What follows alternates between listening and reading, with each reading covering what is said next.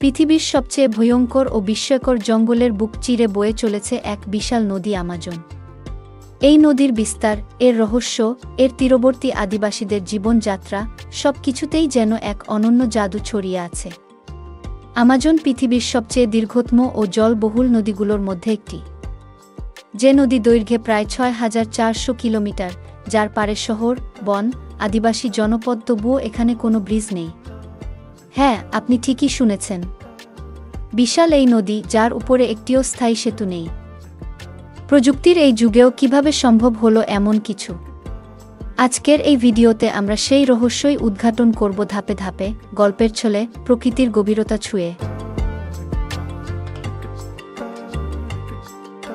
Amazon নদী শুরু হয়েছে আন্দিজ পর্বতমালার পেরু অংশ থেকে এবং ব্রাজিলের মধ্য দিয়ে প্রবাহিত হয়ে আটলান্টিক মহাসাগরে গিয়ে মিশেছে। এটি ৯টি দেশের উপর দিয়ে বয়ে গেছে, যেমন Peru, Colombia, Brazil, Venezuela, Bolivia. এখন প্রশ্ন হল, এমন বিশাল নদীর উপরে ব্রিজ না থাকা কেমন করে সম্ভব? আমাজন নদী বছরের বেশিরভাগ সময় প্রবল স্রোতে থাকে। বর্ষাকালে নদী ৫০ কিলোমিটার পর্যন্ত চড়া হয়ে যায়। ভূমি কাদামাটিতে গঠিত এবং নদীর গতিপথ প্রায় বদলায়।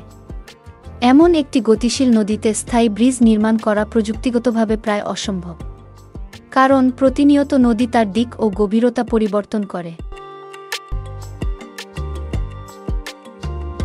আমাজন তীরবর্তী এলাকায় এতটাই কম জনবসতি যে সেতুর প্রয়োজন তেমন দেখা যায় না।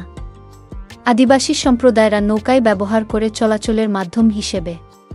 এছাড়া নদীর তীর বরাবর গড়ে ওঠেনি কোনো বড় বড় শহর, ফলে শহরের মধ্যে সংযোগ স্থাপনের মতো অর্থনৈতিক চাপ বা চাহিদাও নেই। আমাজন হল পৃথিবীর ফুসফুস।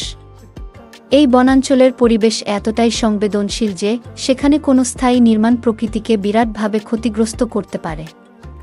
ব্রিজ তৈরির মাধ্যমে বনাঞ্চলে জনবসতি বাড়বে, গাছ কাটা হবে, যা বিশ্বের জলবায়ুর উপর বিশাল প্রভাব ফেলতে পারে। তাই আন্তর্জাতিকভাবে এটি রক্ষার পদক্ষেপ নেওয়া হয়েছে।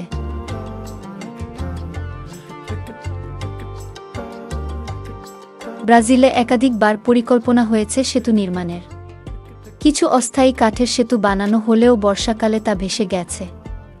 এছাড়া প্রযুক্তি যতই আধুনিক হোক, এখানে একটি সেতু নির্মাণ মানে কয়েকশো কিলোমিটার গভীর জঙ্গলের ভেতর দিয়ে রাস্তা তৈরি করা, যা ব্যয়বহুল, জটিল এবং ক্ষতিকর। একটা নদী শুধু পানির ধারা না, এটি হতে পারে সভ্যতার সীমা, ইতিহাসের নিঃশব্দ নায়ক, অথবা প্রকৃতির স্পন্দন। আমাজন নদী যেন তার প্রমাণ।